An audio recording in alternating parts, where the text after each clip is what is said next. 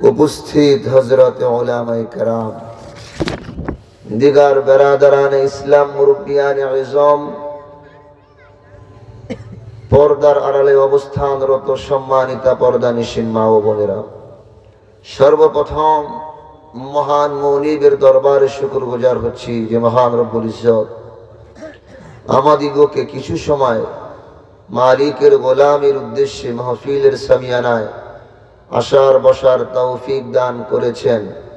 সে মহান মুনিবের দরবারে কালিমাত শুকর আদায় করছি, পড়ছি আলহামদুলিল্লাহ।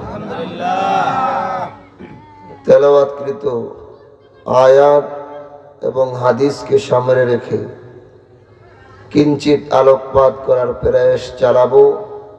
ওমা তৌফিকি ইল্লা বিল্লাহি আলাইহি তাওয়াক্কালতু ওয়া ইলাইহি উনীব। আপনাদের এই মুজফ্ফরপুর এলাকায় কোনো একজন যুবক, কোনো একজন পুরুষ বিয়ে ছাড়া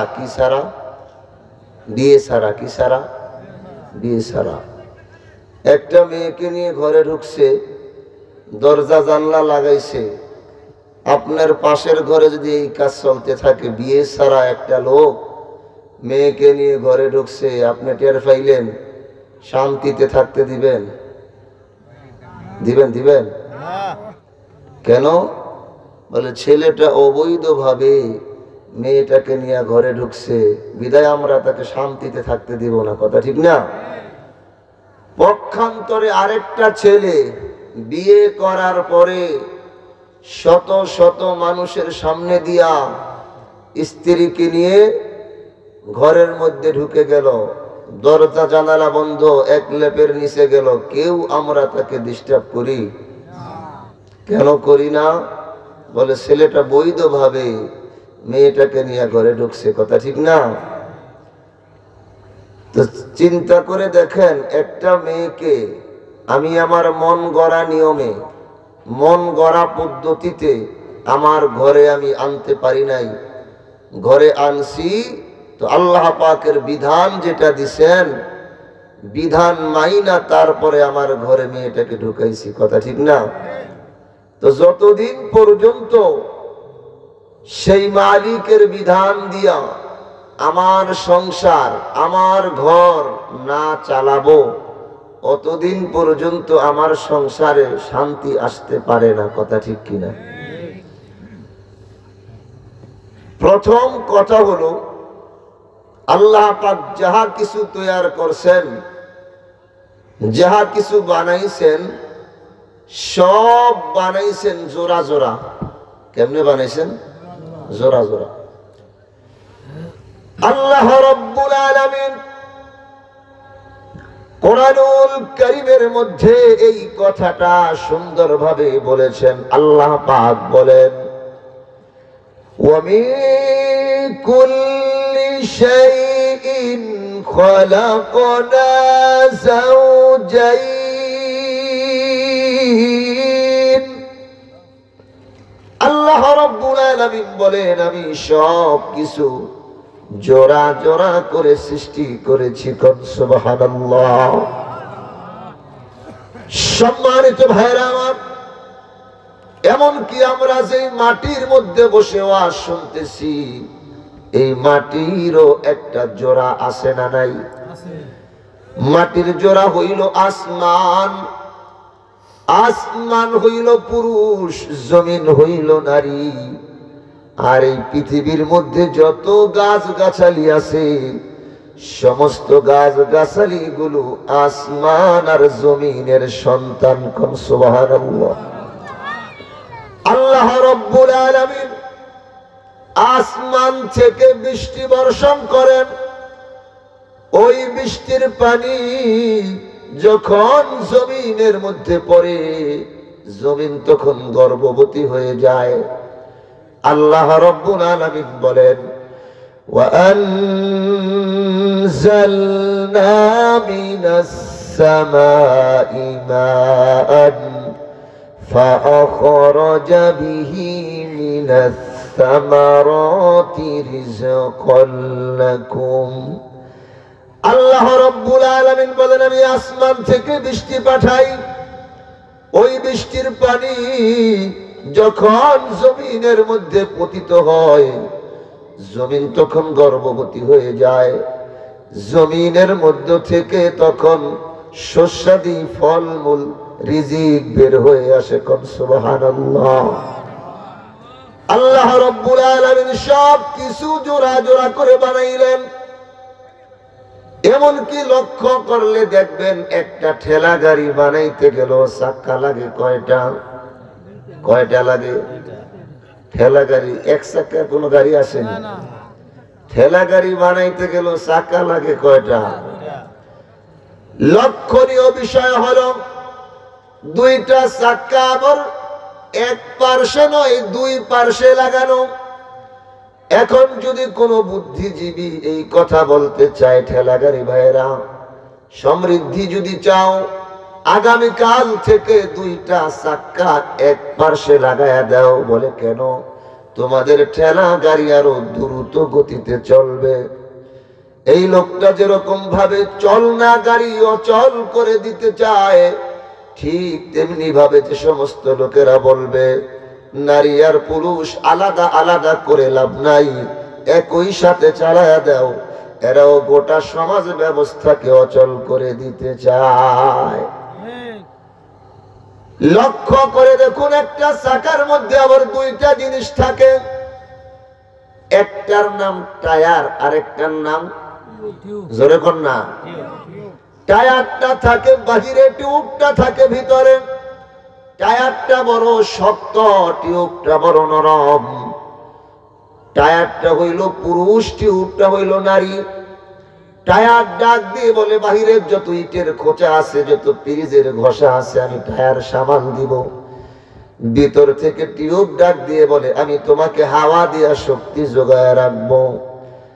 এখন যদি কেউ বলে আগামীকাল থেকে টিউবকে দিবা বাহিরে, টায়ারকে ঢুকাও ভিতরে, এই লোকটা যেরকম করে বুদ্ধিজীবী হতে পারে না, ঠিক তেমনি ভাবে যে সমস্ত লোকেরা বলবে নারীদেরকে ঘরের বাহির করে দাও, পুরুষদেরকে ঘরের ভিতরে ঢুকায় দাও, এরাও বুদ্ধিজীবী হতে পারে না, এরাও সমাজের মাথা নষ্ট, ঠিক কিনা বলে? এই যে বাতি জ্বলতেছে, এই বাতি জ্বলতে কিন্তু একটা তারে বাতি জ্বলতে পারে না, পারেনি। বাতি জ্বলতে হইলে তার লাগবে কয়টা? দুইটা তারের নাম জানেন তো? একটার নাম নেগেটিভ আর একটার নাম নেগেটিভ পজিটিভ। এটা কি ভাষা? ইংরেজি। কি ভাষা? ইংরেজি। এটা যে বাংলায় ব্যাখ্যা করা হয়, একটা তারের নাম বেটা আর একটার নাম বেটি। বেটা বেটির তার ছাড়া একটা লাইটও জ্বলে না। লক্ষণীয় বিষয় হলো বেটা বেটি তারের মাঝখানে একটা পর্দা আছে না নাই? আছে আছে আছে। এখন যদি কোনো বুদ্ধিজীবী বলে কিসের আবার পর্দা টর্দা, নেগেটিভ আর পজিটিভের মাঝখান থেকে পর্দা সরায় দাও। বলে কেন?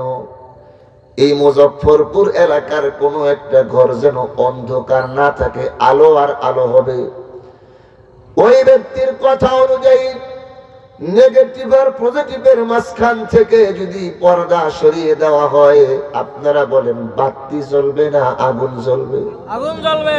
ঠিক তেমনি ভাবে ও সমস্ত বুদ্ধিজীবীদের কথা অনুযায়ী নারী আর পুরুষের মাঝখান থেকে যদি পর্দা সরিয়ে দেওয়া হয়, আলোকিত সমাজ হবে না, হতে পারে না, গোটা সমাজের মধ্যে আগুন জ্বলবে, ঠিক কিনা বলে?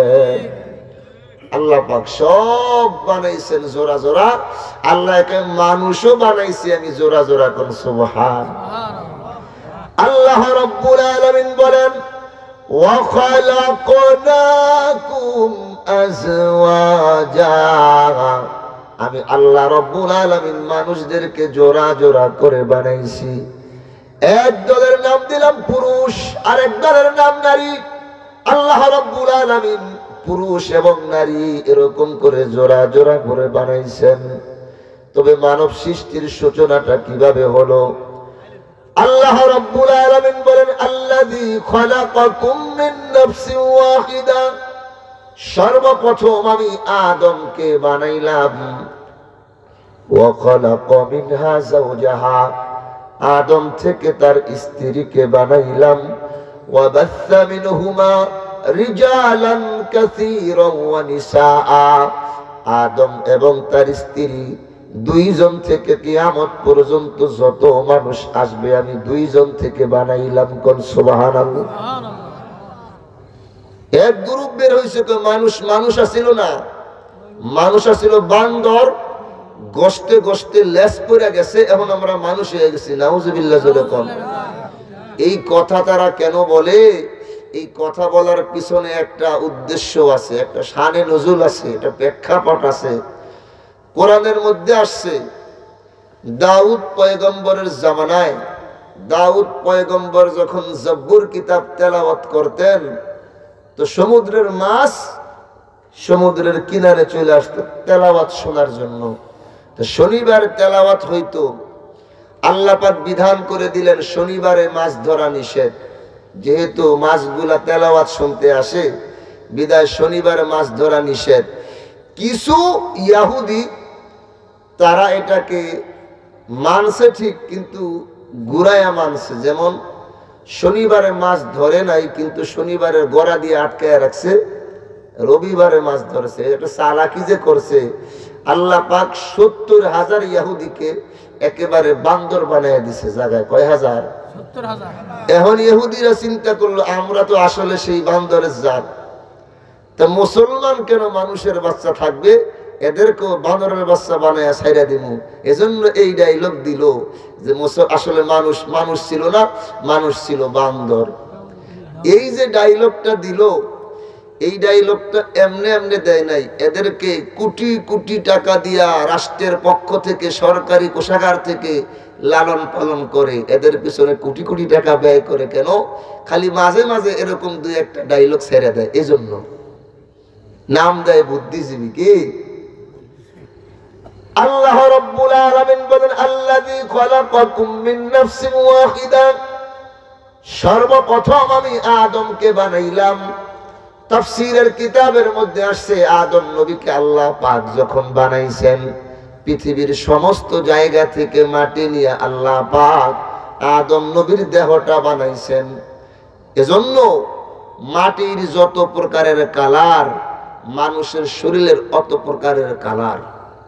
মাটির যত প্রকারের কালার আছে, মানুষের শরীরের অত প্রকারের রং হয়, কালার হয়। কথা বুঝতে পারতেছেন? সুবহানাল্লাহ কইবেন না? তাফসীরের কিতাবে আসছে, আদম নবীর পেটটা বানাইছে, যে এই পেটটা বানাইছে ভারতের মাটি দিয়া। কোন দেশের? ভারতের। এজন্য এই ভারতবর্ষের মানুষ যারা আমরা আছি, খাওয়ার জন্য খুব পাগল। খাইতে বসলে পেটটা টান টান না হইলে উঠতে মনে চায় না। কথা ঠিক না? আর বিদেশিরা দেখবেন অল্প বিস্তর খায়, মাঝে মাঝে খায়। আমাদের অভ্যাসটা এরকম হইল কেন? তাফসীরের কিতাবে আসছে, পেট বানাইছে ভারতের মাটি দিয়া। এজন্য ভারতবর্ষের, ভারত, বাংলাদেশ, পাকিস্তান এই অঞ্চলের মানুষের অভ্যাসটাই এরকম হয়ে গেছে। আল্লাহ রাব্বুল আলামিন বলেন, আমি সর্বপ্রথম বানাইলাম আদমকে, তার থেকে বানাইলাম তার স্ত্রীকে। মূল গাছ হইল পুরুষ, মহিলা হইল গাছের একটা শাখা। মূল গাছ কি? পুরুষ। মহিলা হইল গাছের একটা ডাইল, একটা শাখা। এই দেশে বাঁশ হয়নি? বাঁশ, বাঁশের থেকে যে শাখা বের হয় নাম কি? করুল। কোন এলাকায় জিঙ্গল, কোন এলাকায় টন্যা, কোন এলাকায় কনসি, আপনাদের এলাকায় করুল নাকি? এখন এই করুল যদি স্লোগান দেয়, বাঁশের সাথে থাকবো না, স্লোগান গ্রহণযোগ্য হবে নি। কেন? কারণ করুল যদি বাঁশের থেকে আলাদা হয়, পাতাগুলো আর সবুজ থাকে না, শুকাইয়া সাদা হয়, পরে চুলার উপযুক্ত হয়। কথা ঠিক না? নারীরাও যদি এই স্লোগান দেয়, স্বামীর সাথে থাকবো না, স্বামীর কথা মানবো না, থাকবো না কো বদ্ধ করে, দেখবো ঘুরে জগৎটাকে, গ্রহণযোগ্য হবে না। কথা ঠিক নেই? নারীরাও যদি স্বামীদের থেকে আলাদা হয়, তো শুকাইয়া জাহান্নামের উপযুক্ত হয়। কথা ঠিক না? আল্লাহ পাক আদম নবীকে তামাম পৃথিবীর মাটি দিয়া বানাইলেন। তার স্ত্রীকে যখন বানাইবেন মাটির কি টান ফুরে গেছিল, মাটির কি শর্ট পড়ে গেছিল? তাফসীরের কিতাবে আসছে তার স্ত্রীকে বানাইছেন আদম নবীর বুকের বাম পাজরের বাঁকা একটা হাড্ডি থেকে স্ত্রী বানাইলেন। এখন আমার প্রশ্ন হলো, মাটির তো শর্ট পড়ে নাই, পড়ছিল? মাটি দিয়া কেন না বানাইয়া আদম নবীর ভিতর থেকে বানাইছেন? তাফসীরের কিতাবে অনেক ব্যাখ্যা লেখা আছে, তার মধ্যে থেকে একটা ব্যাখ্যা হলো, আপনাকে যদি প্রশ্ন করি হাতটা কার, আপনি বলবেন হাতটা আমার। পাওটা কার, পাওটা আমার। চোখটা কার, চোখটা আমার। মাথা কার, মাথা আমার। সবকিছুই আমি আমার আমার বললাম, তো আমি কে? কলিজা কার? আমার। মন কার? আমার। আমি কে? আমার মধ্যে আমি আসিনি, আমার মধ্যে আমি আসি নাই। আমার প্রশ্ন এখানে না, আমার প্রশ্ন হলো, যেই জিনিসটা আমার হয়ে যায় এই জিনিসের দোষ আমার কাছে অতটা দোষ মনে হয় না। যেমন অন্ধ ব্যক্তি, কানা ব্যক্তি চোখে চশমা দেয়, কি দেয়? কানা ব্যক্তি কি দেয়? চশমা। চশমা দেয় কি জন্য? বেশি দেখার জন্য দেয়।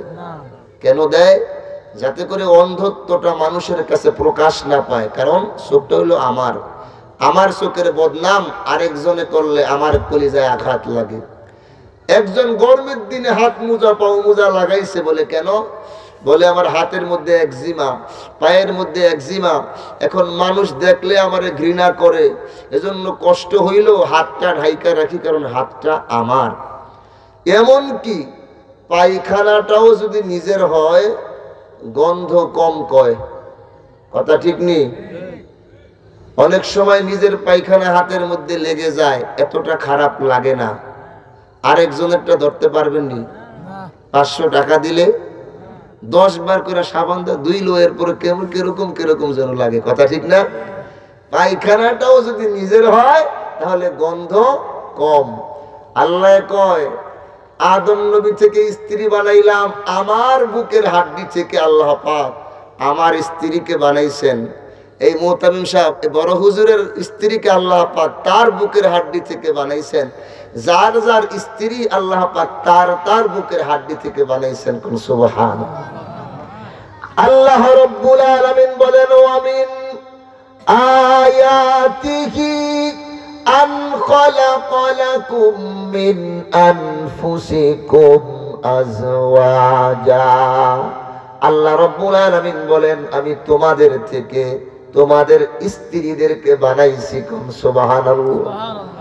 এখন কারো কারো মাথায় এই প্রশ্ন আসতে পারে, হুজুর আপনি তো বললেন যার যার বুকের হাড্ডি থেকে তার তার স্ত্রী বানাইছেন, কিন্তু আমার প্রশ্ন হলো, যে সমস্ত মেয়েদের 2 বিয়া 3 বিয়া 4 বিয়া হয়, এর কার হাড্ডি দিয়া বানাইছে? প্রশ্ন আসতে পারে কিনা? যে সমস্ত ছেলেরা 2 বিয়ে 3 বিয়ে 4 বিয়ে করে তার বেলা মাসআলা কি হবে, এরকম একটা প্রশ্ন আসতে পারে কিনা? তাফসীরের কিতাবে আসছে যে যেই সমস্ত মেয়েদের 3 বিয়ে 4 বিয়ে হয়, এই মেয়েটাকে 3-4 জনের হাড্ডি থেকে আল্লাহ পাক বানাইছেন। কোন সুবহানাল্লাহ। হাড্ডিটা নিছেন আবার বুকের থেকে। কেন? হাতের মধ্যেও হাড্ডি আছে, পায়ের মধ্যেও আছে, মাথায়ও আছে, হাড্ডি সব জায়গায় আছে না? বুকের হাড্ডি দিয়ে তার স্ত্রী কেন বানাইলেন? অন্য জায়গার হাড্ডিও তো নিতে পারতেন। তাফসীরের কিতাবে আসছে ভালোবাসা থাকে মানুষের বুকে না পিঠে? বুকে থাকে ভালোবাসা। এজন্য আল্লাহ পাক বুকের হাড্ডি দিয়ে স্ত্রী বানাইলেন, যাতে করে বিয়ে হওয়ার সাথে সাথে স্ত্রীর সাথে একটা ভালোবাসা মহব্বত তৈরি হয়ে যায়। কোন সুবহানাল্লাহ। একদিন হইছে বিয়ে হইছে, স্বামীকে গালি দিলে স্ত্রীর কলিজায় আঘাত লাগে, স্ত্রীকে গালি দিলে স্বামীর কলিজায় আঘাত লাগে। কেন? আল্লাহ পাক আমি বুকের থেকে ভালোবাসা তৈরি করে দিছি। এবার আসেন, এই বুকের হাড্ডিটা ছিল একটু বাঁকা, সোজা না বাঁকা? এজন্য মা বোনদের অভ্যাসটাও হয় একটু বাঁকা। মা বোনদের অভ্যাস সোজা না বাঁকা? যারা বিয়ে করছেন তারা বলতে পারে সোজা না বাঁকা? বাঁকা। কিরকম বাঁকা? আপনি বাজারে যাইবেন, জিজ্ঞাসা করছেন বাজার কি লাগবে, চাউল লাগবে, ডাল লাগবে, তেল লাগবে, মাছ লাগবে, চাপাতি লাগবে। এটা বললাম আনুমানিক।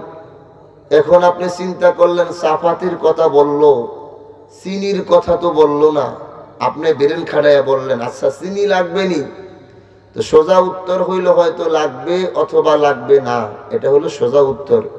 উত্তরটা দেখেন কিভাবে দেয়, বলবে চিনি কবে আনছিলেন মনে নাই, আবার চিনির কথা জিগান, এইভাবে উত্তরটা দেয়। কথা ঠিক না? আল্লাহর রাসূল বলছেন বাঁকার বাইরে বাইরে দিয়া যাইও, বাঁকা হাড্ডি সোজা করতে যাইও না। বাঁকা হাড্ডি সোজা করতে গেলে যেমন ভাঙতে হবে, তোমার স্ত্রীকে পুরাপুরি সোজা করতে গেলে তালাক দিতে হবে, কারণ অভ্যাসটাই এরকম একটু বাঁকা। কথা ঠিক না? মুসলমান ভাইরা রে আমার, এতক্ষণ আমি ভূমিকায় কিছু আলোচনা করলাম, এবার আমি মূল আলোচনায় ঢুকে যাব। আমার তেলাওয়াতকৃত আয়াতের আলোচনায় ঢুকে যাব। আল্লাহ রাব্বুল আলামিন একটা বিধান দিলেন, একটা নিয়ম করে দিলেন, যেই বিধান মেনে চললে, যেই নিয়মটা মেনে চললে সংসারের মধ্যে স্বামী আর স্ত্রী মিল মোহাব্বত হবে, স্বামী আর স্ত্রী ঝগড়াঝাটি হবে না, স্বামী আর স্ত্রীর মধ্যে ভালোবাসা তৈরি হবে। কি আমল করলে, কি কাজ করলে স্বামী স্ত্রীর মধ্যে ঝগড়া হবে না, স্বামী স্ত্রীর মধ্যে মিল মোহাব্বত হবে? আজকের আমার আলোচনার বিষয় এটা। কি আমল করলে, কি কাজ করলে স্বামী স্ত্রীর মধ্যে মিল মোহাব্বত ভালোবাসা পয়দা হবে, কোনো ঝগড়াঝাটি হবে না। 4টা আমলের কথা আয়াতের মধ্যে বলা আছে। এই আয়াতের মধ্যে 4টা আমলের কথা বলা আছে। স্বামী করবে 2টা আমল, স্ত্রী করবে 2টা আমল, দুইজনে মিল্লা আমল করবে কয়টা? 4টা। জোরে কোন কয়টা? মুসলমান ভাইরা রে আমার, বাবাজি, আল্লাহ রাব্বুল আলামিন প্রথমে স্বামীদের আলোচনা করলেন। স্বামীরা 2টা আমল করবে স্বামীদের জন্য। 1 নম্বর আমল, আল্লাহ রাব্বুল আলামিন বলেন আর রিজালু কাওয়ামুনা আলান নিসা। আল্লাহ রাব্বুল আলামিন ডাক দিয়ে বললেন, স্বামীর দল, সংসারের নেতৃত্ব বউর হাতে দিবা না, সংসারের নেতা বউকে বানাইবা না, সংসারের নেতা হইবা স্বামী তুমি নিজে। আমাদের দেশে এরকম অনেক ফ্যামিলি আছে, স্বামীটায় সারা মাস কষ্ট করে চাকরি করে, বেতন যখন পায় স্ত্রীর হাতে টাকাগুলা বুঝাইয়া দেওয়া লাগে, নতুবা বেচারায় ঘরের মধ্যে জায়গা পায় না। পরের দিন যখন মাছ বাজারে যায়, ওই স্ত্রী টাকার ব্যাগ লইয়া আগে আগে হাঁটে, স্বামীটায় মাছের ব্যাগ লইয়া পিছনে এরকম হুজুর হুজুর করে। এরকম 2-1টা ফ্যামিলি আমাদের দেশে আছে না নাই? আল্লাহ রাব্বুল আলামিন বইলা দিলেন, না, সংসারের নেতৃত্ব বউর হাতে দিবা না, সংসারের নেতা বউকে বানাইবা না, সংসারের নেতা হইবা স্বামী তুমি নিজে। তুমি কাপুরুষ সাজতে পারো না। একটা সময় আমাদের দেশের মধ্যেও ছিল, ছেলেকে যখন বিয়ে করাবে, মেয়েকে যখন বিবাহ দিবে, আগে খবর নেওয়া হইতো এই বাড়ির মাতাব্বর পুরুষ নাকি মহিলা। যদি শুনতো এই বাড়ির মাতাব্বর মহিলা, এই বাড়িতে আমার মেয়েটাকে বিবাহ দিতে পারি না। এই বাড়ির মাতাব্বর নাকি মহিলা, যেই বাড়ির মাতাব্বর মহিলা, এই বাড়িতে আমার মেয়েটা জীবনে শান্তি পাবে না। এরকম একটা সময় আমাদের দেশে ছিল কি ছিল না? আল্লাহ রাব্বুল আলামিন বলেন আর রিজালু কাওয়ামুনা আলান নিসা। হে স্বামীর দল, সংসারের নেতৃত্ব বউর হাতে দিও না। বউর হাতে নেতৃত্ব দিলে সংসারে শান্তি হবে না। এখন যদি মুজাফফরপুর এলাকার মা বোনেরা এই প্রশ্নটা করে বসে, কেন কেন, কোন কারণে, কোন কারণে আমরা মহিলারা কি দোষ করলাম? কেন আল্লাহ পাক স্বামীদেরকে নেতা বানাইলেন, কেন মহিলাদেরকে নেতা বানাইলেন না, কেন স্ত্রীদেরকে নেতা বানাইলেন না? এই প্রশ্নটা মা বোনেরা করতে পারে তো? পারে না? হ্যাঁ, করবে করবে। কেন কেন আমরা কি দোষ করছি আমরা অত কম পারি না? কেন আল্লাহ রাব্বুল আলামিন স্বামীদেরকে নেতা বানাইছেন? স্ত্রীদেরকে কেন নেতা বানাইলেন না? আল্লাহ রাব্বুল আলামিনও জানেন মা বোনেরা এই প্রশ্নটা করবে। সঙ্গে সঙ্গে উত্তর দিলেন, দুইটা কারণে আমি আল্লাহ রাব্বুল আলামিন দুইটা কারণে স্বামীদেরকে নেতা বানাইছি। কয়টা কারণে? দুই কারণে আল্লাহ পাক স্বামীদেরকে নেতা বানাইছেন। এক নম্বর কারণ আল্লাহ পাক বলেন, বিমা ফাদ্দালাল্লাহ বাদাহুম আলা বাদ। এক নম্বর কারণ হইল আমি মহিলাদের থেকে পুরুষের মধ্যে গুণ দিলাম বেশি। মহিলাদের থেকে পুরুষের মধ্যে গুণ কম না বেশি?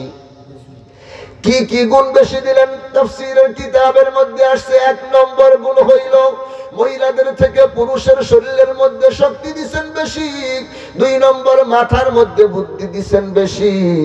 তিন নম্বরে ধর্মীয় ডিউটিটাও পুরুষদেরকে দিছেন বেশি। এক নম্বরে শরীরের মধ্যে শক্তি কম না বেশি? আমি একদিন রাস্তা দিয়ে যাচ্ছি, হঠাৎ দেখি মা বোনেরা রাস্তার পাশে মাটি কাটে। কি কাটে? ওই জিজ্ঞেস করলাম, মা রাস্তার পাশে কেন মাটি কাটেন? বলে আমরা সরকারি চাকরি করি, সরকার আমাদেরকে ইজ্জত দিছে, সম্মান দিছে, মাসে মাসে বেতন দেয়, ভাতা দেয়, সরকারি চাকরি আমরা করি। আমি লক্ষ্য করে দেখলাম মা বোনেরা যখন মাটি কাটে কোদালটা এরকম করে বুক পর্যন্ত উঠায়। আমার দিকে তাকান, কোদালটা বুক পর্যন্ত উঠায়। এর উপরে মা বোনেরা কোদাল উঠাইতে পারে না, লজ্জা শরম লাগে, একটা ব্যাপার সেপার।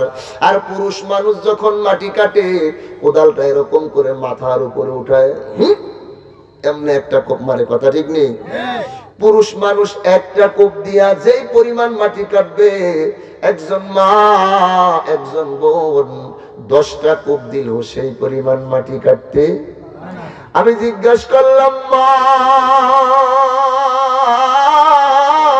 রাস্তার পাশে কেন মাটি কাটেন? বলে আমরা সরকারি চাকরি করি, সরকার আমাদেরকে ইজ্জত দিছে, সরকার আমাদেরকে সম্মান দিছে। আমার একটা কিতাবের ঘটনা মনে পড়ছে, বলবো। শিয়াল সারাদিন কোনো খাবার জোগাইতে পারে নাই। কে? শিয়াল। কে কে? জোরে বলেন না কে? সন্ধ্যাবেলা মনটা খুব খারাপ শিয়ালের, সারাদিন কোনো খাবার নাই তো পেটে ক্ষুধা লইয়া রাত্রে ঘুম হয়, মন খুব খারাপ। মন খারাপ করে নদীর পাড়ে যায় বসছে শিয়াল। হঠাৎ দেখতেছে বড় একটা কাকড়া হাঁটতে হাঁটতে গর্তের মধ্যে ঢুকতেছে। শিয়াল চিন্তা করে একেবারে না খায়া থাকার চাইতে চিরা খাওয়াও ভালো। কথা ঠিক না? অন্তত কাকড়াটা খাইয়া যায়, কিছু তো ক্ষুধা মিটবে। শিয়াল গেছে কাকড়া খাওয়ার নিয়তে গর্তের কাছে। কাকড়া করছে কি, শিয়াল দেখাই দৌড় দিয়া গর্তের ভিতরে ঢুকে গেছে। এখন শিয়ালে চিন্তায় পড়ে গেছে কাকড়া কেমনে খাই। যদি খাইতে হয় তাহলে দুইটা কাজ। এক নম্বর কাজ হইল গর্ত থেকে আগে বের করা, 2 নম্বরে খাওয়া। গর্ত থেকে বের না হইলে খাওয়া যায়? এখন কাকড়া কি সহজে গর্ত থেকে বের হবে? শিয়াল চিন্তা করতে করতে কেমনে বের করা যায় করতে করতে কিতাবের মধ্যে আসছে একটা কবিতা বানায় এলেছে শিয়ালে। কবিতা বানাইছে কে? শিয়াল। এবার শিয়াল কবিতা কি বলতেছে আমার দিকে তাকান। শিয়াল এবার কবিতা বলে, কাকরি গো সাকরি, ওরে মা সুন্দরী, একটু বাহিরে আসো, তোমারে আমি নমস্কার করি। কে কয়? শিয়াল। শিয়ালে কয়, কাকরি গো সাকরি, ওরে মা সুন্দরী, একটু বাহিরে আসো, তোমারে আমি নমস্কার করি। কাকড়ায় দেখে এত মতলব খারাপ, তো বাহিরে নিয়েই আমাকে খাবে। কাকড়ায় কিতাবের মধ্যে লেখছে, কাকড়াও এত চালাক, কাকড়াও একটা কবিতা বানায় লাইছে। কাকড়া এবার কি উত্তর দেয় শোনেন। কাকড়া এবার বলতেছে, সারাদিন ঘুরিয়া ফিরিয়া গায়ের মধ্যে এসেছে জ্বর, আজকের দিনটা নমস্কার তুই বাহিরে থেকেই কর। আমি কিন্তু হাসির খোরাক দেই নাই, জ্ঞানীদের জন্য এখানে শিক্ষা রয়েছে। মা বোনদেরকে যদি ইজ্জত দিতে হয়, মা বোনদেরকে যদি সম্মান দিতে হয়, ঘরের মধ্যে রাখাই তো ইজ্জত সম্মান দেওয়া যায়, রাস্তায় নামাইয়া কেন ইজ্জত সম্মান দিতে হবে? ওই 5,000 টাকা মাটি না কাটাইয়াই তো দেওয়া যায়, কথা ঠিক নেই? আল্লাহ রাব্বুল আলামিন বলেন আমি পুরুষের মধ্যে গুণ দিলাম বেশি। 1 নম্বর গুণ হইল বিমা ফাদ্দালাল্লাহু বা'দাহুম আলা বা'দ, 1 নম্বর শরীরের মধ্যে শক্তি দিছি বেশি, 2 নম্বরে মাথার মধ্যে বুদ্ধি দিছি বেশি, প্রত্যেকটার ব্যাখ্যা করার সময় আমার হাতে নাই। 3 নম্বরে ধর্মীয় ডিউটিটাও পুরুষদেরকে দিলাম বেশি। বলবেন হুজুর বুঝলাম না, আমরাও নামাজ পড়ি, মা বোনেরাও নামাজ পড়ে, আমরাও রোজা রাখি, তারাও রোজা রাখে, আমরাও হজ করি, তারাও হজ করে, কেমনে কেমনে মহিলাদের থেকে পুরুষের ইবাদত বন্দেগী কেমনে বেশি বুঝলাম না। সম্মানিত ভাইরা আমার, বাবাজি, আল্লাহ রাব্বুল আলামিন বিধান করে দিলেন মাসের 30 দিন পুরুষ মানুষ নামাজ পড়তে হয়। একজন মা একজন বোনের 30 দিন তার নামাজ পড়তে হয় না। মাসের মধ্যে তার একটা মাপসাপ আসেনি। একজন পুরুষ কিন্তু মুয়াজ্জিনি করতে পারে, একজন মা একজন বোন কিন্তু মুয়াজ্জিনি করতে পারে না। একজন পুরুষ কিন্তু ইমামতি করতে পারে, একজন মা কিন্তু ইমামতি করতে পারে না। একজন পুরুষের জন্য জানাজার নামাজ আছে, মা বোনদের জন্য জানাজার নামাজ নাই। একজন পুরুষের জন্য কবর জিয়ারত আছে, মা বোনদের জন্য কবর জিয়ারত নাই। মা বোনদের জন্য কবর জিয়ারত করা হারাম। কি বললাম? আরো জোরে বলেন। এই কথাটা অন্তরে গাঁথার দরকার। মা বোনদের জন্য কবর জিয়ারত করা, জোরে কন। তবে হ্যাঁ, কবরটা যদি এরকম কোন ব্যক্তির কবর হয় যার সাথে মা বোনদের দেখা দেওয়া জায়েজ আছে, এরকম কোন ব্যক্তির কবর যদি হয় যার সাথে মা বোনদের দেখা দেওয়া জায়েজ আছে, তার কবর জিয়ারত করাও জায়েজ আছে। যাদের সাথে দেখা দেওয়া জায়েজ নাই তাদের কবরের সামনে যাওয়াও জায়েজ নাই। এখন কয়জনের সাথে মা বোনদের দেখা দেওয়া জায়েজ আছে এটাই তো আমরা জানি না।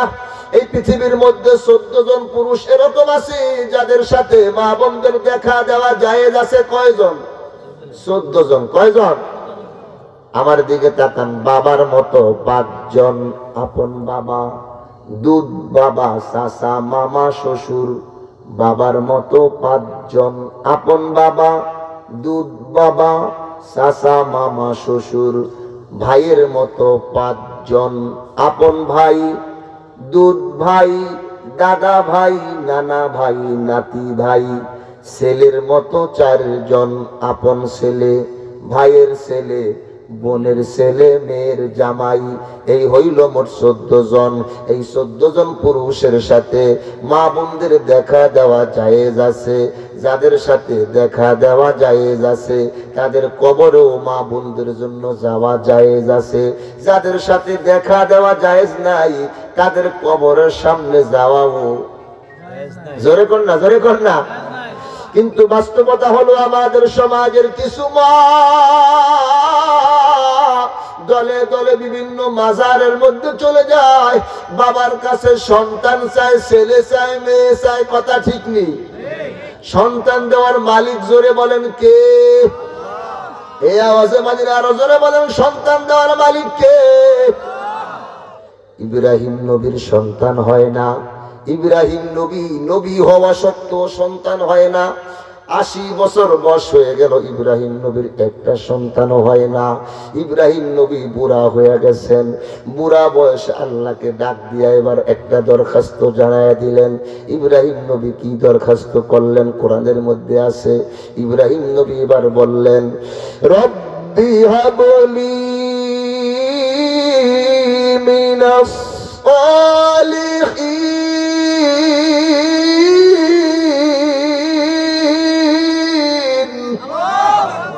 ইব্রাহিম নবী আল্লাহকে ডাক দিয়া বললেন, একটা সন্তান দে রে আল্লাহ, একটা সন্তান দে। টাকা পয়সা চাই না, মরলে কবর দিবে কে? একটা সন্তান দে রে আল্লাহ, একটা সন্তান দে। রুটি রুজি চাই না, মরলে দোয়া করবে কে? ইব্রাহিম নবী আল্লাহ রব্বুল আলামিনকে ডাক দিতে দেরি, আল্লাহ রব্বুল আলামিন ডাকের সাড়া দিতে দেরি করেন নাই। ফাবাশশারনাহু বিগুলামিন হালিম, সঙ্গে সঙ্গে আল্লাহ পাক পুত্র সন্তানের সুসংবাদ দিলেন। আপনাদেরও যদি সন্তানের প্রয়োজন হয়, টাকা পয়সার যদি প্রয়োজন হয়, বিপদের মধ্যে যদি পড়ে যান, রাত্র যখন গভীর হয়ে যাবে, ঠান্ডা পানি দিয়া ওযু বানাইয়া যায়না মশকা লইয়া মালিকের কুদরতি কদমে সেজদায় লুটায়া পড়বেন, আর ডাক দিয়া বলবেন, মালিক তোমার দরবারে তো সন্তানের কোনো অভাব নাই, টাকা পয়সারও কোনো অভাব নাই, মালিক বিপদের মধ্যে পড়ছি, উদ্ধার করে দাও। আল্লাহ রব্বুল আলামিন বলেন, বান্দা বান্দি ডাক দিতে দেরি, আমি আল্লাহ পাক ডাকের সাড়া দিতে দেরি হয় না। এই রাত্র যখন গভীর হয়ে গেছে, মা বোনদের ডেলিভারি যন্ত্রণা শুরু হয়ে গেছে, বাচ্চা হওয়ার ব্যথা শুরু হয়ে গেছে, তাকাইয়া দেখে রাত্র 4টা বাজে, হাসপাতালগুলো বন্ধ হয়ে গেছে, পাড়া প্রতিবেশীর দরওয়াজা বন্ধ, আত্মীয় স্বজনের দরওয়াজাগুলোও বন্ধ, কেউ নাই, কেউ নাই, কেউ নাই। এরকম বিপদের মধ্যে পড়িয়াও যদি কোনো বান্দি ডাক দেয়, আল্লাহ তুমি ছাড়া আমার আর কেউ নাই, আল্লাহ রব্বুল আলামিনের কুদরতি দরিয়ার মধ্যে জোশ মেরে যায়, আল্লাহ রব্বুল আলামিন কুদরতি হাত বাড়ায় ডাক দেয়, আয় হায় বান্দি আয়, বান্দা আয়। গভীর রজনী হাসপাতাল বন্ধ হইতে পারে, পাড়া প্রতিবেশী ঘুমায়া থাকতে পারে, আমি আল্লাহ পাক ঘুমাই না, আমি আল্লাহ পাক তোমরা বসাই না। আল্লাহ পাক ডাক দিয়া বলেন, লা তাখুযুহু সিনাতু ওয়ালা নাওম, আমি আল্লাহ পাক ঘুমাই না, আমি আল্লাহ পাক তোমরা বসাই না। বান্দা কি লাগবে, কি চাস আমার কাছে বল, আল্লাহ রাব্বুল আলামিন সদা সর্বদা বান্দাদের দেওয়ার জন্য প্রস্তুত থাকে। আসল কথা হইল, আমরা আল্লাহর কাছে চাওয়ার মতো চাইতেই পারি না, আল্লাহকে ডাকার মতো ডাকতেই পারি না। খোদা তোমায় ডাকতে জানি না,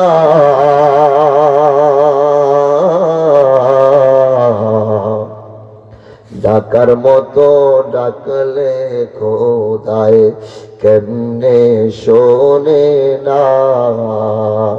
আল্লাহ আল্লাহ কেমন বারক নাম হায়, আল্লাহ আল্লাহ কেমন বারক নাম হায়, আল্লাহ আল্লাহ আশিকো কা কাম হায়, আল্লাহ আল্লাহ আশিকো কা কাম হায়, আল্লাহ আল্লাহ ইকে শিরিনিস্ত নাম, শিরে কর্মী কুনত জানম তামাম, আল্লাহ আল্লাহ তু মেরা রহমান হায়, আল্লাহ আল্লাহ তু মেরা রহিম হায়। কোন নামে যে ডাকি বলে দাও প্রভু আমাকে, যে নাম ধরে ডাকি তোমায় সেই নামেই ভালো লাগে, কোন নামে যে ডাকি বলে দাও প্রভু আমাকে। মারহাবা কন্যা, আলোচনা চলবে নি? চলবে চলবে না? বিরক্ত হচ্ছেন আপনারা? চলবে কিছুক্ষণ। আমি বলবো আজকের মাহফিল, তাহলে আপনারা বলবেন চলবেই চলবে। রাজি আছেন? রাজি আছেননি না বিরক্ত হয়ে যেতেছেন?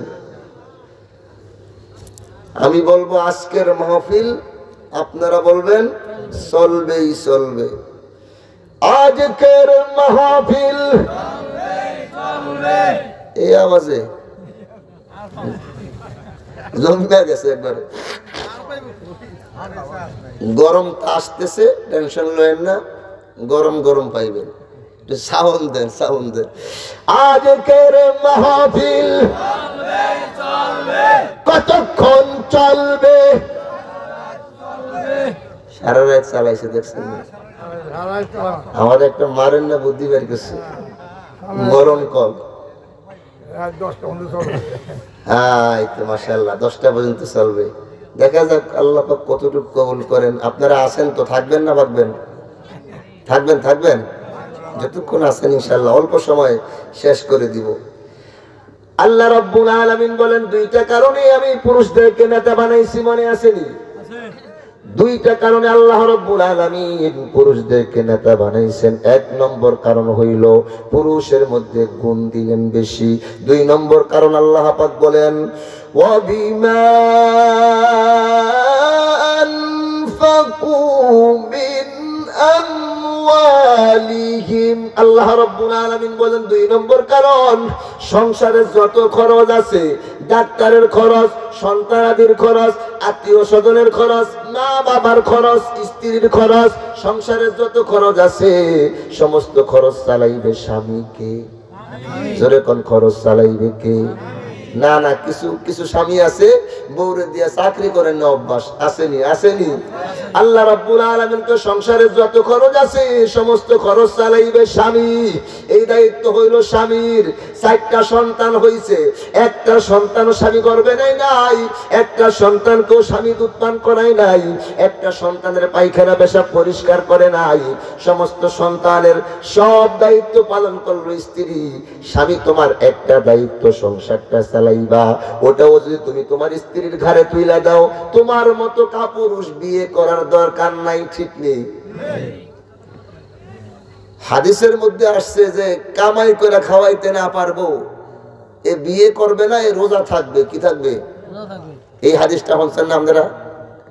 কামাই করতে না পারলে বিয়ে করতে হবে না, তার জন্য হলো রোজার এই আমল, রোজা রাইখা নিজের এই যৌবনটা একটু নিয়ন্ত্রণ করবে, যাতে করে বিয়ে করার স্বাদ মিটতে যায়। কথা ঠিক না? আল্লাহ রাব্বুল আলামিন বললেন, 2টা কারণে আমি স্বামীদেরকে নেতা বানাইছি। 2 নম্বর কারণ হইল সংসারের যত খরচ আছে সমস্ত খরচ চালাইবে স্বামী। এই 2টা কারণে আমি স্বামীদেরকে নেতা বানাইলাম। এটা হইল স্বামীর জন্য 1 নম্বর আমল। সংসারের নেতাগিরি বউকে দিবে না, সংসারের নেতা হইবে স্বামী নিজে। এবার আসেন স্বামীর জন্য 2 নম্বর আমল। আল্লাহ রাব্বুল আলামিন বলতেছেন, ওয়া আশিরুহুন বিল মারুফ।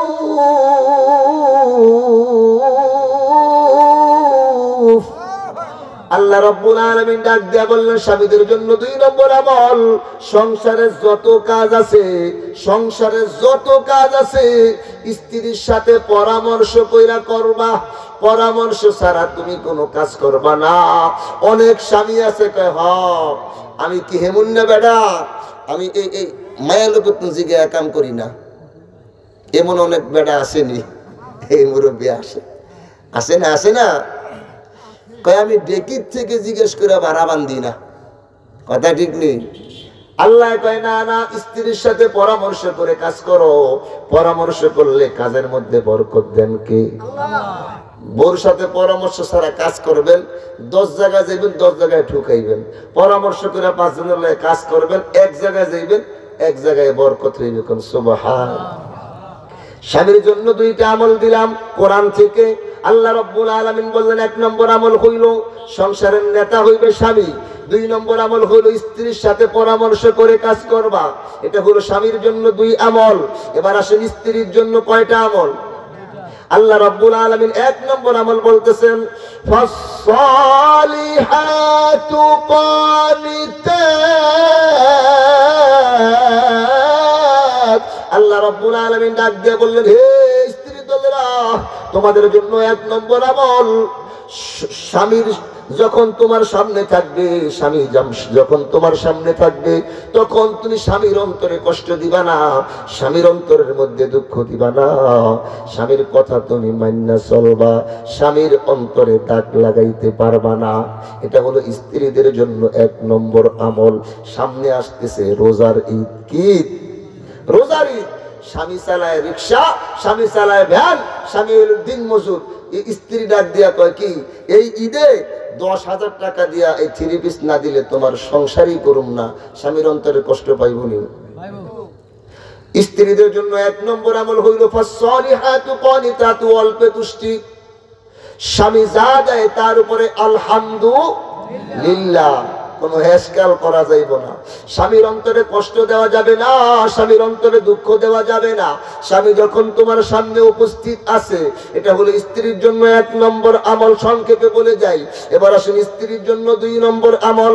আল্লাহ রাব্বুল আলামিন বলতেছেন হাফিজাতুল লিল গায়বি বিমা হাফিজাল্লাহ।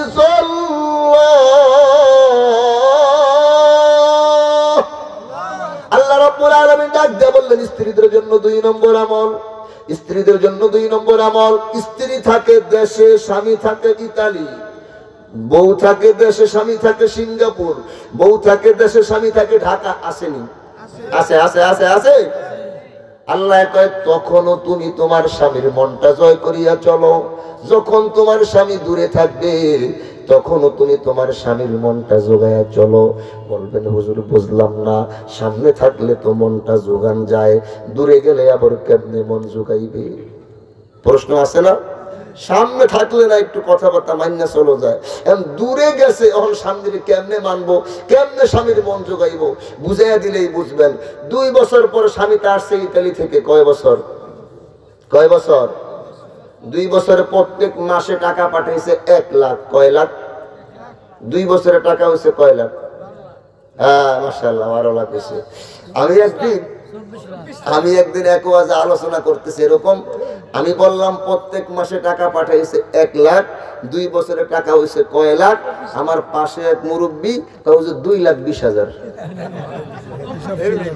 আজকে বুঝি হয়েছে 12 লাখ না, যাক এটা বুঝতে পারে না, 24 লাখ। এখন 2 বছর পরে স্বামীটায় বাড়িতে আসছে, এখন স্ত্রীকে বলতেছে বিবি গো 2 বছরে টাকা পাঠাইলাম 24 লাখ, এখন প্রত্যেক মাসে 50,000 করে খরচ রাখো, বাকি টাকার হিসাব আমারে দাও। স্ত্রী কয় হ, ওই বাড়ির ভাবি এর স্বামী পাঠাইছে মাসে 2 লাখ, তাই টান ফুরে যায়। বর্তমানে জিনিসপত্রের দাম জানো, আবার 1 লাখ করে পাঠায় হিসাব চাও, আর দেনা হইয়া বই রয়েছি। এরকম তো একটা খন্নাস মার্কা মহিলা আসেনি? স্বামীর টাকা দিয়া আরেক বেগানা পুরুষের মোবাইল দেয়, স্বামীর টাকা দিয়ে আরেকজনের লেগে হোটেলে দেয়া খায়। আসেনি?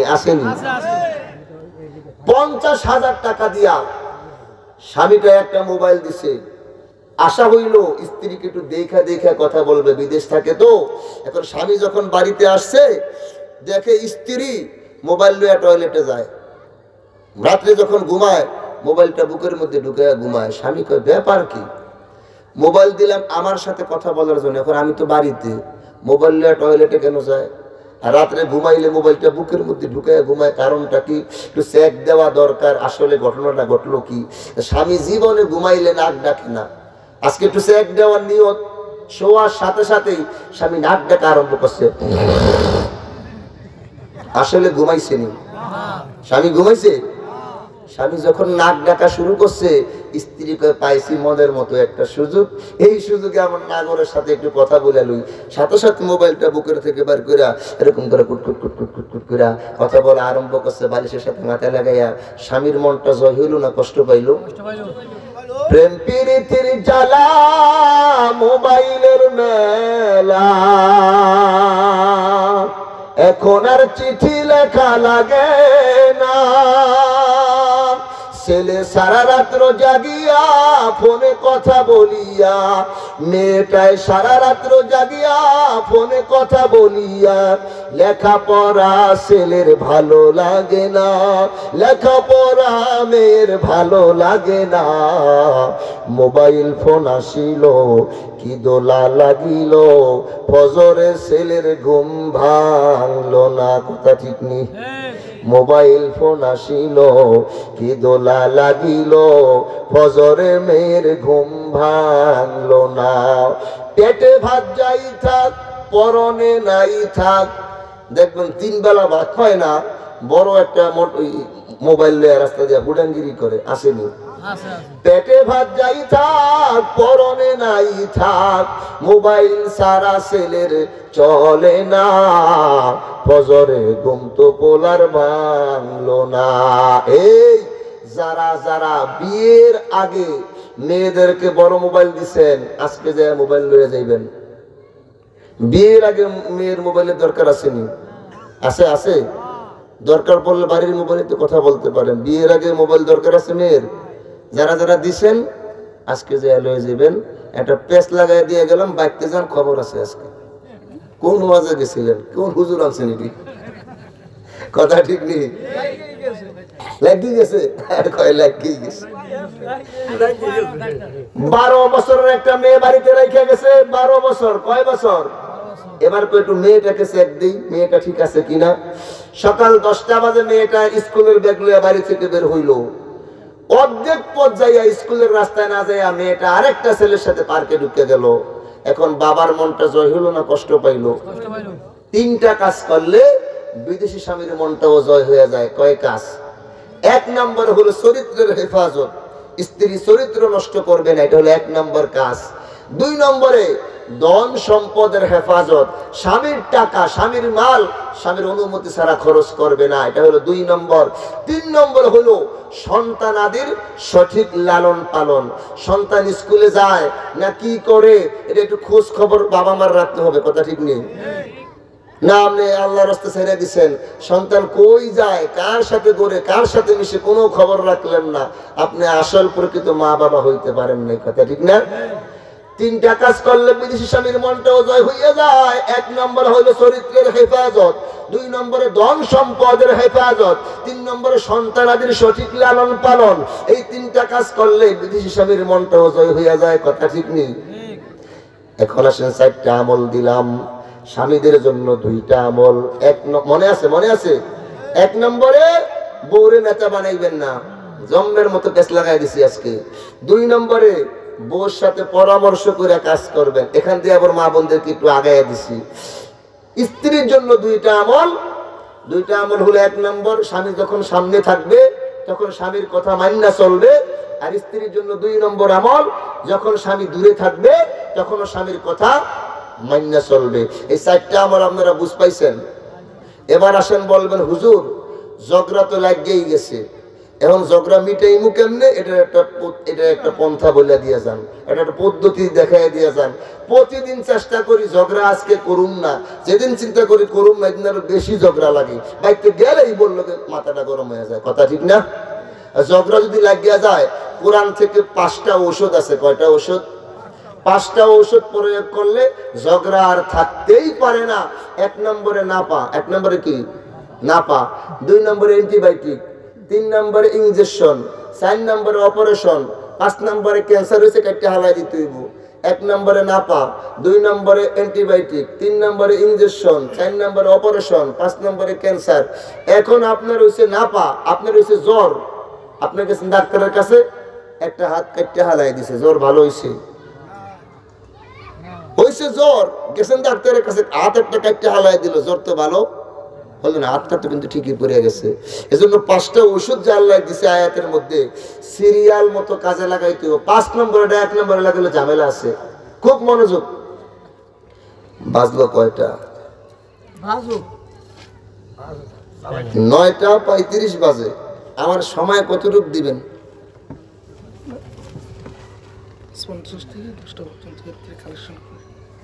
তাই তো সময় শেষই, সময় মোটামুটি কাছে গেছে। এখন বিষয় হইল এই যে 5টা ঔষধ আল্লাহ পাক এই আয়াতের মধ্যে, আমি যে আয়াতটা তেলাওয়াত করছি এই আয়াতের মধ্যে আল্লাহ পাক 5টা ঔষধ দিবেন।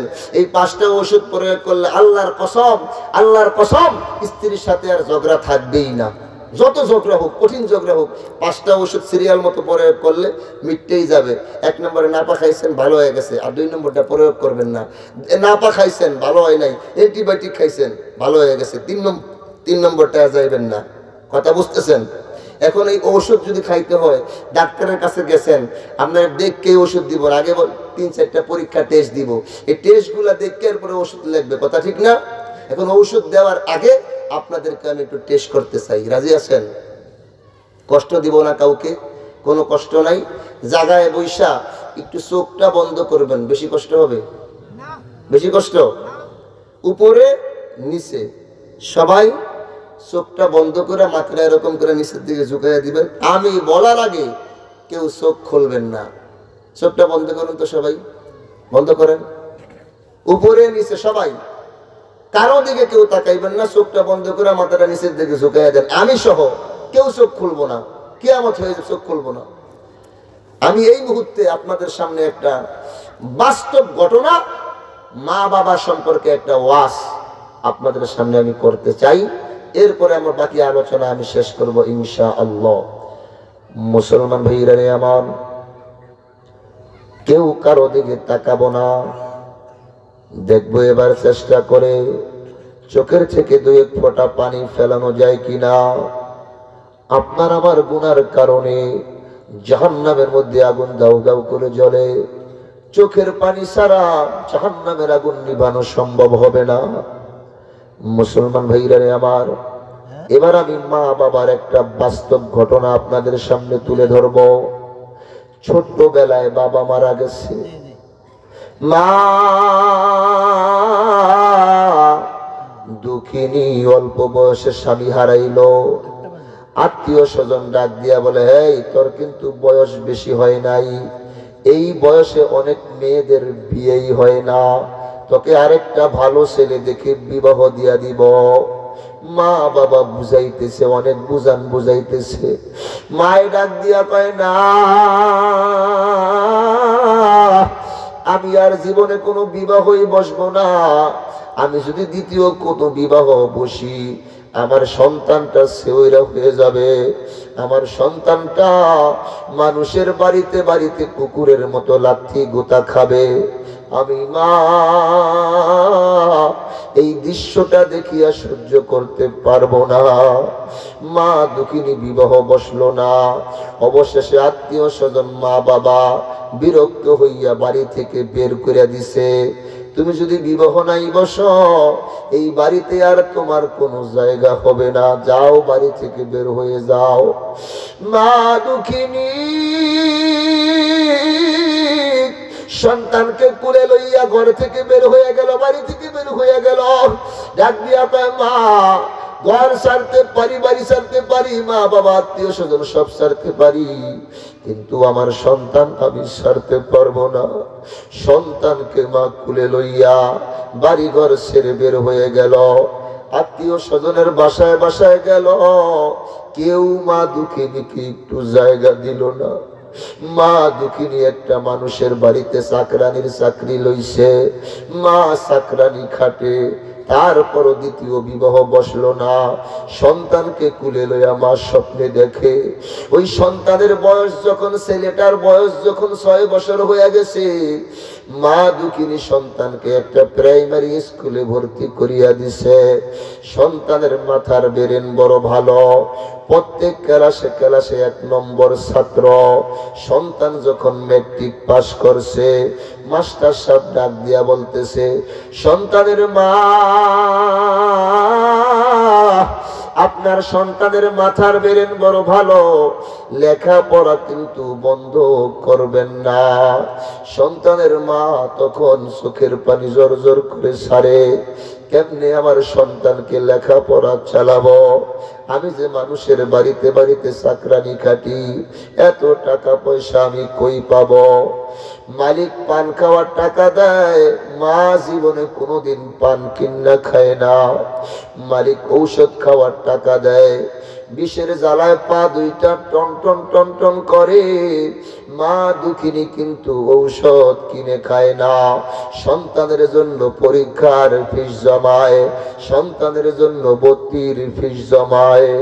অবশেষে সন্তান একদিন এমএ পাস করছে, সন্তান একদিন বড় একটা চাকরি পাইছে, অনেক টাকা বেতনের চাকরি। মা দুঃখিনীর কলিজাটা বড় হয়ে গেছে, আমার আর কোনো মানুষের বাড়িতে কাজ করতে হবে না, সিরা কাপড় আমাকে আর পরতে হবে না। মার মনটা বড় হয়ে গেছে। মা অনেক শখ করিয়া সন্তানকে একটা বিবাহ করাইয়া দিছে। শিক্ষিতা একটা সুন্দরী মেয়ে দেখিয়া মা সন্তানকে বিবাহ করাইয়া দিল। ওই পুত্রবধূ যখন বাড়িতে আসছে, শাশুড়ি আম্মায় ডাক দিয়া কয়, বৌমা তুমি তো শিক্ষিতা মেয়ে, রান্না বান্না করো নাই, আসো না তোমাকে আমি একটু তরকারি রান্না করা শিখাইয়া দেই। ওই বৌমায় ডাক দিয়া কয়, মা আমি কিন্তু শিক্ষিতা মেয়ে, অল্প কথায় বুঝতে পারি, আপনি আমাকে ধমক দিবেন না, ডাক দিবেন না, আপনাকে আমি শেষবারের মতো বইলা দিলাম। বৌমা শাশুড়ির মুখের উপরে কথা বলে দিল। রাত্রে বেলা ওই বৌমা তার স্বামীকে বুঝায়, এই তোমার মায় কিন্তু ভালো না, তোমার মা সারাদিন শুধু আমারে জ্বালায় আর জ্বালায়, তোমার মাকে বইলা দিও সে যেন আমাকে আর না জ্বালায়। পরের দিন সকালবেলা ওই সন্তানটা মার সামনে দাঁড়ায় গেছে, ডাক দিয়া কয়, মা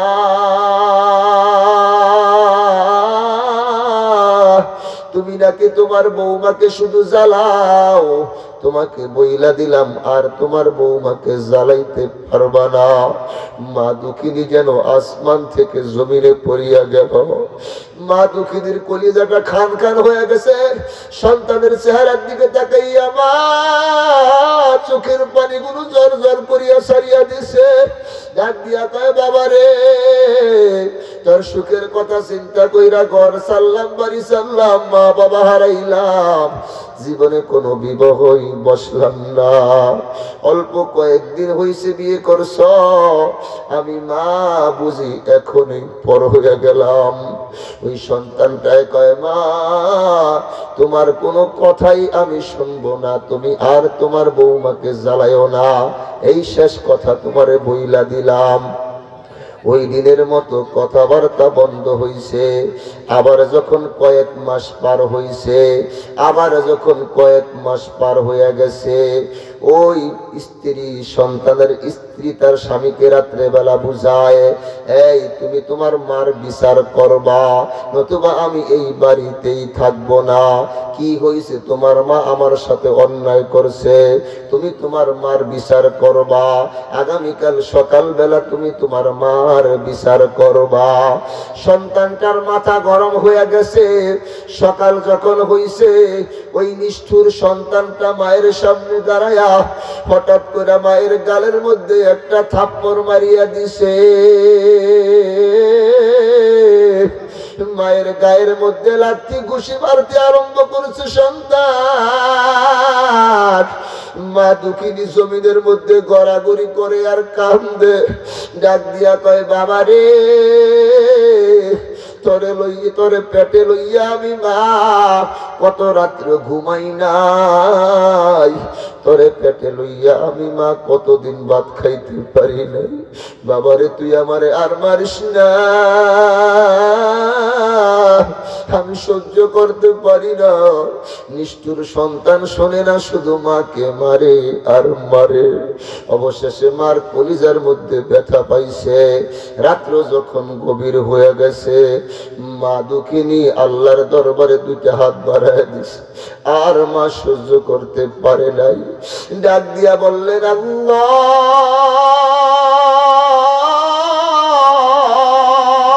যেই সন্তানের জন্য ঘর সারলাম, বাড়ি সারলাম, মা বাবা হারাইলাম, জীবন যৌবন খুয়াইলাম, ওই সন্তান দেখি আজকে আমারে মারে। আল্লাহ, তোমার দরবারে আমি মা একটা দরখাস্ত জানাই দিই, আমার সন্তানের আযাব গজব দিও না, আমার সন্তানের গজব দিও না, আমার সন্তানের যদি গজব দাও আমি মা বাঁচবো না। আমার সন্তানের আযাব দিও না, আমার সন্তানের গজব দিও না। আমি জানি তুমি মায়ের সাথে বেয়াদবি করলে আযাব গজব দাও। আমি তোমার দরবারে দরখাস্ত জানাই, আমার এই সন্তানটা ছাড়া আমার আর কেউ নাই। আমার সন্তানের তুমি আযাব গজব দিও না। মা এরকম করে দোয়া করে। এবার মা বলতেছে, আল্লাহ তোমার কাছে আরেকটা দরখাস্ত আমি মা জানাই দেই, আমার এই সন্তানের ঘরে আমার একটা নাতি দিয়া দাও, তাহলেই মা বিচার পাইব। মা দুঃখিনী দোয়া করতে দেরি, দোয়াটা কিন্তু কবুল হইতে দেরি হয় নাই। ওই সন্তানের স্ত্রীর গর্ভে একটা সন্তান চলে আসলো। ওই সন্তান যখন ভূমিষ্ঠ হইল, একদিন গভীর রজনীতে সন্তানের বাবা রাত্র 4টা বাজে বাজার থেকে ফিরে আসছে। আসিয়া দেখতেছে তার স্ত্রী কিন্তু এখনো ঘুমায় নাই। সন্তানকে কুলে লইয়া ঘরের মধ্যে হাঁটাহাঁটি করে। স্বামী ডাক দিয়া কয়, স্ত্রী গো, রাত্র এখন 4টা বাজিয়া গেল, এখনো কেন তুমি ঘুমাইলা না? স্ত্রীটাই ডাক দিয়া কয়, স্বামী গো, কেমনে আমি ঘুমাবো? তোমার সন্তান তো এখনো ঘুমায় নাই। কি করে? বলে কান্নাকাটি করে। তোমার সন্তান সন্ধ্যার থেকে নিয়ে শুধু জ্বালায়। পৃথিবীর মধ্যে এরকম কোনো মা নাই সন্তান না ঘুমাইতে মা ঘুমাইতে পারে। এরকম করে যখন স্ত্রী তার স্বামীকে বলতেছিল, ওই ছেলেটা গভীর রজনীতে হঠাৎ করে তার হুঁশ ফিরে আসছে, হঠাৎ করে তার জ্ঞান ফিরে আসছে। মায়েরা বুঝি সন্তানদেরকে এমনিই লালন পালন করে। আমার মাও তো আমার এমনিই পালছে। কেমনে আমি আমার মায়ের গায়ে হাত উঠাইলাম, কেমনে আমি আমার মাকে মার দিলাম। ওই গভীর রজনীতে সন্তানটা দৌড়াইয়া মায়ের ঘরের দিকে গেছে, ডাক দিয়া কয়, মা দরজা খোলো, মা দরজা খোলো। মাই ভিতর থেকে ডাক দিয়া কয়, বাবা রে, তুই আমারে রাত্রে বেলা আর মারিস না বাবা, আমি সইতে পারবো না। আজকে তোর স্ত্রীর সাথে কোনো কথাই হয় নাই, আমি কোনো অন্যায় করি নাই বাবা, তুই আমারে রাত্রে বেলা মারিস না। ওই সন্তানটায় কয়, মা দরজাটা একটু খোলো। মায় কয়, বাবারে আমারে মারিস না, রাতটা একটু থাকতে দে, সকাল যখন হবে আমি তোর বাড়ি ছাড়িয়া চলিয়াই যাব, মানুষের বাড়িতে বাড়িতে ভিক্ষা করিয়া খাইব বাবারে, তারপর তুই আমারে আর মারিস না। সন্তানটায় কয়, মা একটু দরজাটা একটু যদি খুলতা। অবশেষে মা চিন্তা করছে, যদি বেশিক্ষণ দরজা না খুলি, সন্তান দরজা ভাঙ্গা ঢুকলে আরো বেশি পরিমাণে মারবে। এই মায়ের খাওয়ার ভয়ে ভয়ে মা যখন দরজাটা খুলিয়া দিছে, সন্তানটা একটা লাফ দিয়া মায়ের পা দুইটা জড়া ধরে ডাক দিয়া কয়, মা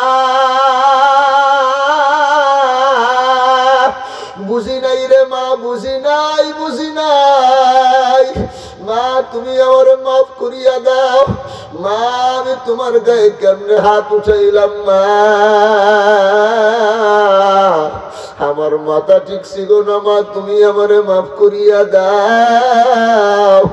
সন্তান যখন মায়ের পা জড়াইয়া ধরছে, মার কলিজা তখন ঠান্ডা হয়ে গেছে। ডাক দিয়া কয়, বাবারে আমি কিন্তু তোর জন্য বদদুয়া দেই নাই, আমি মা কিন্তু তোর জন্য বদদুয়া করি নাই।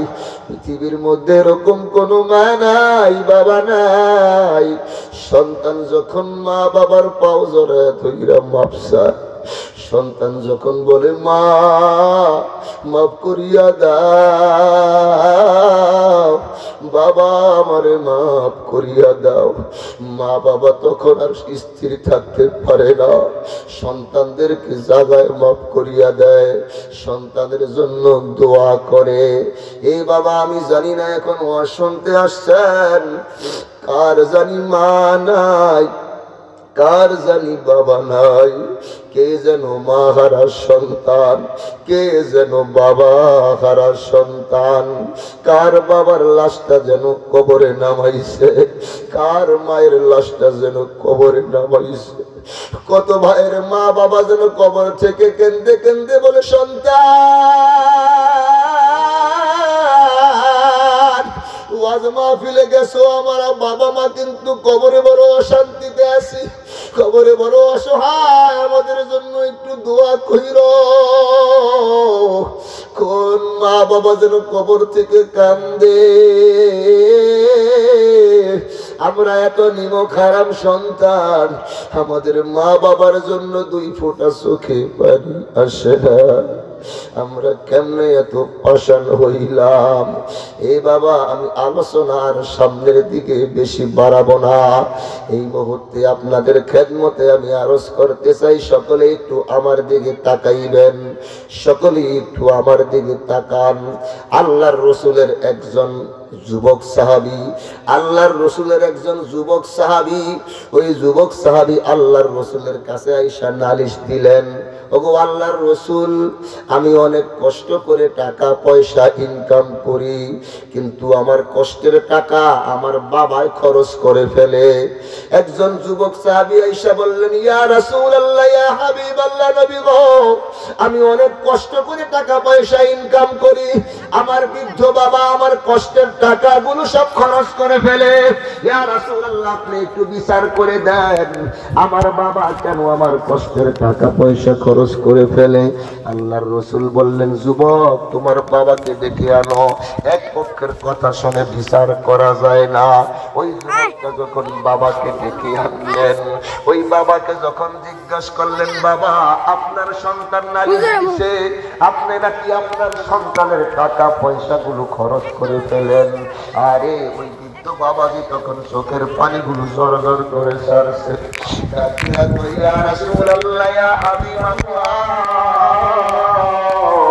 আমি বৃদ্ধ হয়ে গেছি, আমার গায়ের মধ্যে শক্তি সামর্থ্য নাই, আমার পকেটের মধ্যে কোনো টাকাও নাই। একটা সময় আমি যুবক ছিলাম, আমার অনেক কাজ কাম ছিল, আমার পকেটে অনেক টাকা থাকতো, আমার ছেলেটা তখন অনেক ছোট ছিল। ওই সময় আমার ছেলেকে আমি জীবনে টাকা পয়সা নিতে নিষেধ করি নাই, আমি বাবার পকেটটা আমার সন্তানের